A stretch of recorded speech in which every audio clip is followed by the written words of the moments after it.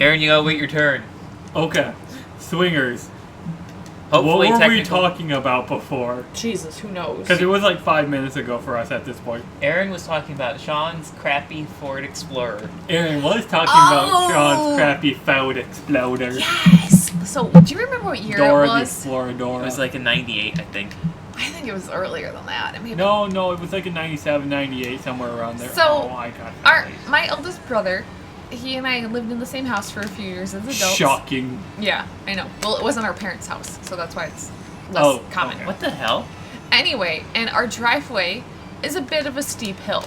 So he would pull into work. Steep these nuts.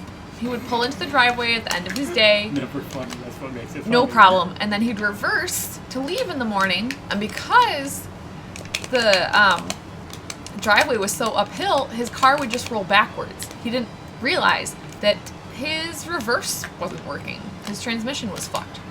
So we went to a nearby pizza place that has a really awful parking lot.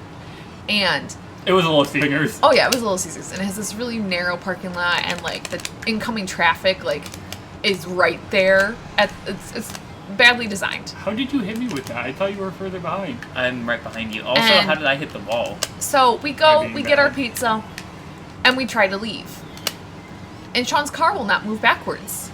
And we're sitting in this very small, narrow parking space. When you leave, you have to like cut the wheel hard to get out. I never had a problem. Well, this was also the Exploder. It's simply very not- long and bulky. I would simply not be weak. I would simply just have a cruise. Jesus, guys, can I finish my fucking story? Just talk over us. Jesus Christ. It's chaotic. That's. Have you? And You're on Tire Swing Gaming, Aaron. Yeah, but like you can do chaotic with also maintaining like a certain level of quality. Anyways, motherfuckers, they told me not to shout, and I'm gonna do it. Thanks. Anybody who has headphones just got actually hurt, Aaron. Good job. You want me to talk over you? You don't want. We don't want to hurt our viewers. We want to annoy them. Pranks are only funny when everybody walks away laughing, Aaron. That's true. Anyway, so we get our pizza. I was barefoot because I didn't go inside the store with Sean. And we're trying to leave, and I have this piping hot pizza in my lap, and we're like so excited to eat it. And he puts the car in reverse to back out of the parking space, and the car will not move. And he's mystified. He sits there staring at his steering wheel like, what's going on? And after a moment, he's like, well, I don't know why, but the car's not going in reverse, so one of us has to steer while the other person pushes the car. And this was a really small parking lot, and you really have to cut the wheel the minute you start backing out of your space in order to make it without hitting the building. And the Exploder was a really long, clunky car. And I was like, well, I guess I'll push. And Sean's like, what? Really? He's like, you don't even have shoes. I'm like, yeah, but pushing the Exploder barefoot is still going to be better than trying to steer this thing out of this parking lot at 6 p.m. when, like, all the after-work traffic is coming through. So, you know, I take my little bear tootsies, and I get outside, and I push against... You know how those parking spaces used to be marked by, like, just a large cement block? They still are. Your swingers, just so you know, you're underestimating the size of these blocks. They're literally a foot tall. And No, the, like, 6-inch ones. The old ones. The old ones. did they get bigger ones at some point? Because Yes. the ones they have now are like a foot tall. No, they used to be really low. You could drive over them if you weren't paying attention, like easily.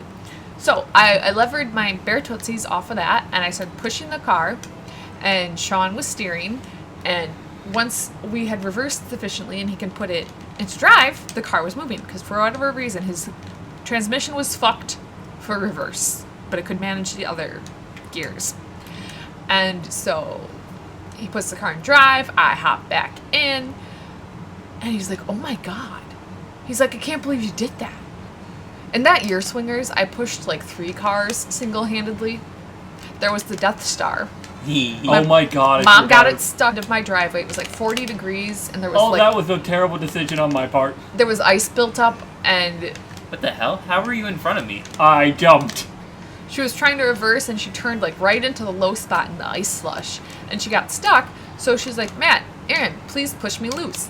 And I was like, okay, Matt, we're gonna 1, 2. And that's useless. And every time I tried to push is when he leaned away. And I was like, Matt, you're not remotely on rhythm. I'm like, it would actually be easier if you just stepped away so I could put my hands on like the center of the hood and push it loose. And then that same winter, my mom was driving my brother's truck, an S10. Much smallest vehicle on this Very list so small. far. Very, very small. Still a piece of shit. And His was for sure. we were driving through residential area, and she did have the right of the way.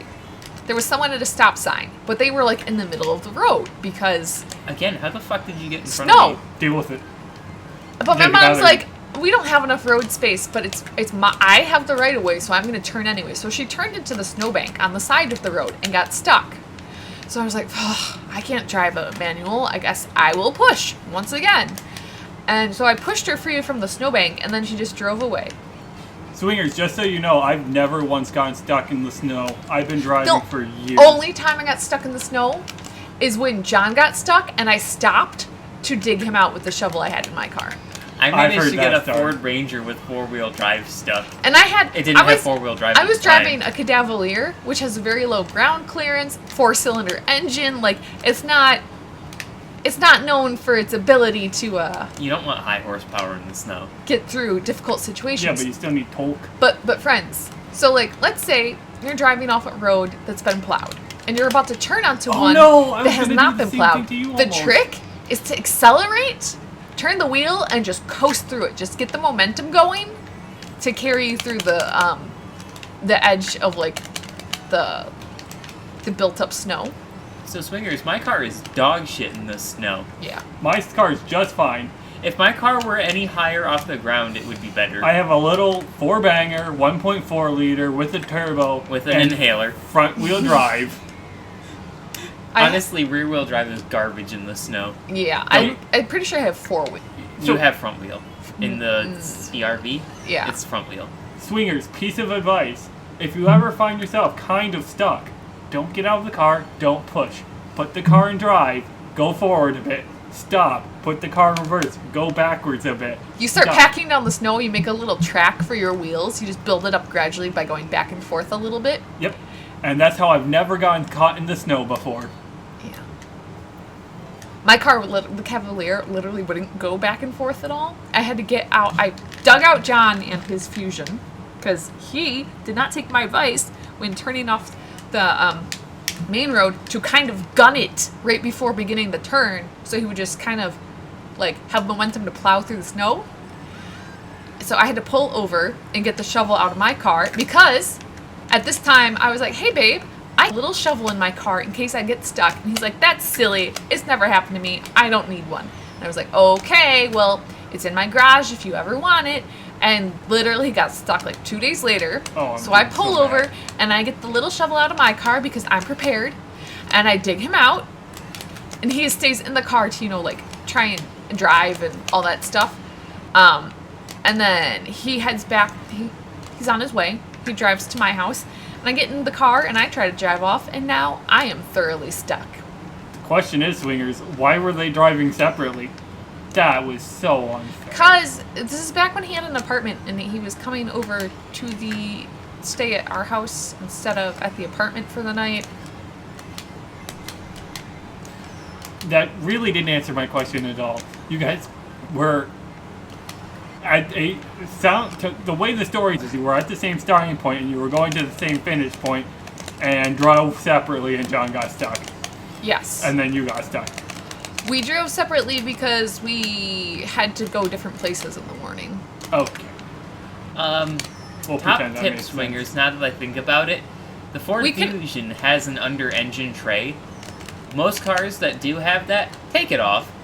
Take it off if you're going to drive in the snow. It'll just slow you down because it's extra drag. What even is an engine end? It's the thing that when you go, at the grade school we went to, how the parking lot had that like really steep part and cars would bottom out and scrape against it. Yeah. It's the part that scrapes against that. Like, Logan, isn't that just plastic? It's plastic. Yeah, but it- like in the it's snow, only- it still creates drag and you get stuck more easily. You might just It's a smooth surface and it prevents snow from getting up in there. Yeah, but most cars don't even have them. You lost one of mine. I know exactly Listen, where it is. it turns out there are lots of Probably parts to a in the car that garage. aren't strictly necessary. Like The doors, the wheels, the engine. my heat shield was rattling, so I took it in and they just removed the heat shield. I'm like- Hold on. and I was like, "Did you replace it?" They're like, "No, it's just Hold on. Depending on which heat shield that was, that may actually be important. Like left rear. It's just to keep the exterior body of the car from getting hot. So like if you're pumping gas and you lean against the car, you don't burn yourself." Which car is that? The CRV. Oh, okay. Why is the exhaust pipe so high that you could lean against where it will be warm? Girl, I don't know. Like, listen, I had one of the rear turn signals replaced. Oh my god, they had to take out like the entire like interior panel in the car to That's get to the surprising to housing. me. Yeah, I was like, maybe I'll do it myself. I'm like, well, I'm getting an oil change. I'll just pay for them to do it. And boy, was I glad. Maybe if you had a BMW, you wouldn't have this problem. I just have to pull this one panel off, and it's like held in with a 90-degree turn screw. Septi, pretty there's sure- a reason I bought a 2008 Honda CRV with more than 200,000 miles on it, okay? There's a reason I bought a 1997 BMW with over 200,000 miles on it. It wasn't a good reason, but there's a reason. I just have a 2011 Cruise. Oh, so my It's got father-in-law, like 140,000. he has, I think it's a 2005 Dodge Ram, and currently has 250,000 miles on it or so. Yeah, but it's an old truck. Like It they is. last. And the body has rusted off. The running board literally fell off in the driveway. That's hilarious. It was Like, very, well, they live on a dirt road, so it takes extra Beating. wear and tear. Yeah. And then there's salt on the road in winter, which is terrible for. Where do you keep getting these red shells? Holy Just shit. two. Anyways. Jesus Christ. So we're chatting over the weekend, and I'm like, yeah, what's your goal? Are you gonna try and get it to like 350? And my father-in-law was like, nah, I wanna see if I can put 500,000 miles on that thing. I don't see why he couldn't. I can see your father-in-law saying that. I've met him before. He's a nice guy. Oh, my in-laws are the most wonderful people. They're really nice people. I mentioned apparently 2 or 3 years ago that I wanted a porch goose. In our area, it's not uncommon for people to have these decorative cement geese on their porch, and sometimes they have little raincoats and stuff. But like, they're Made of not. concrete, by the way. Yeah, and like you can't find them in garden don't know stores why I keep anymore. doing that. They were popular probably in the 90s, and since they don't break, people have had them. But to actually, Did you have a boombox too, Seth? Yes. if you want one, finding it is difficult. So I was drunk and at my in-laws, and I was like, man, I'm very comfortable admitting now that I am, like almost 30, that I want a porch goose. I think they're cute. I want a porch goose. And my father-in-law, he sighs and just shakes his head and says, we've been trying to find one for you for the past 2 years. No. Because they're literally the most wholesome people on the planet. That's so gay. It is. And then my mother-in-law hopped on Facebook Marketplace, and like she was like, there was one that was available. She's like, oh, it's still available, and it's been sitting there for like a week. I talked them down. She's like, I just bought you a goose, woman. Oh, you didn't tell us that part? Oh yeah, they bought me a goose.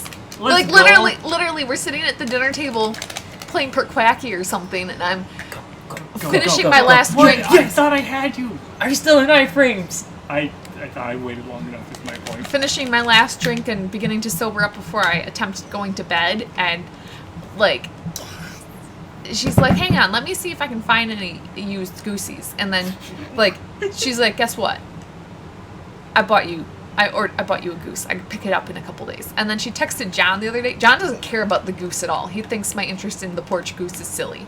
He's right. It is silly. But it's funnier. It's even funnier because he doesn't understand it. Yeah, he's just like does the exasperated spouse head shake thing. Yeah. Mrs. Totobum. He's very often the exasperated spouse. Understandably. Have you met you? I kind of take some pride in exasperating him. I don't know. That's Kind a of good being thing. a dick move, bro. Have you Exasperating. tried not being a dick, bro? Yeah. There's exasperation, and then there's like literal torment.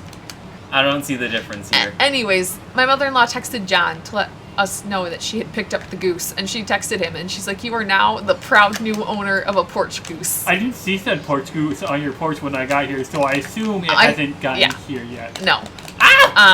The That in-laws was intense. picked it up like yesterday or the day before, and if we don't see them sooner, we'll be seeing them for the 4th of July, and I will get it then. I can't wait to put little outfits on it. There's hashtag porch goose on Instagram. It's not a really widely used hashtag, but my people are out there. My people need me. My kith and kin. Mm-hmm. So, do you want to know what I'm gonna name it? Captain Goose. No. Wait, no. Hold on. I'll give you. It's gonna be something punny, isn't it? Captain Buttlicker. No. It's gonna be like an old lady name. Martha, Deborah, Diana. Not bad guesses, Sethy. No, that was one guess. Oh, Seth, you got any guesses? Helen. Matilda. Oh, I've seen that. And movie. then I can call her Tildy. Oh, that's so much worse. Or you could call her Mrs. Swinton. Mrs. Swinton. Wait, what? Tilda Swinton. Oh! The ancient one from Doctor Strange. She has like no eyebrows, and she can act any role. She's the White Witch and the Lion Witch in the Wardrobe. She's the ancient one in Doctor Strange. It's pretty strange, bro. That's pretty strange, bro. Yeah, I like was the goal when they cast her as that to like make her seem sort of androgynous? Is a character supposed to be sort of? I don't know. Because they could have totally done that. They totally. You know what's hilarious to me? People are getting all fired up about Loki being bisexual. Who cares? Which is like, honestly, It's 2021, swingers. Well, and why also- do we still care? Also, literally, like, he's the trickster god. All these myths are about him, like, having sex with his dad's horse and creating, like, yeah, it's so. a slightly different horse. Yeah. I thought it was a giant spider I don't or a snake. recall. But, Also, like, Loki was not even Loki, gender fluid in Norse mythology. yeah, Loki was not strictly male. That's probably something that, like, was applied when the myths were being retold and, like... People want him to bang his female version. Hold on, spoilers! I have not gotten that far in the show. Damn it, I'm sorry. You haven't even watched the show. I literally, by the way, swingers. So blame the spoilers on whoever spoiled it for Sethy. No, I'm blaming Seth because he didn't even think to try and figure out if everyone in the room had seen that far in the show. I don't even know how far it is. I thought it was like first episode. No, episode 2. I'm not gonna bother to watch it. Next okay. episode, swingers. I've seen only the first episode.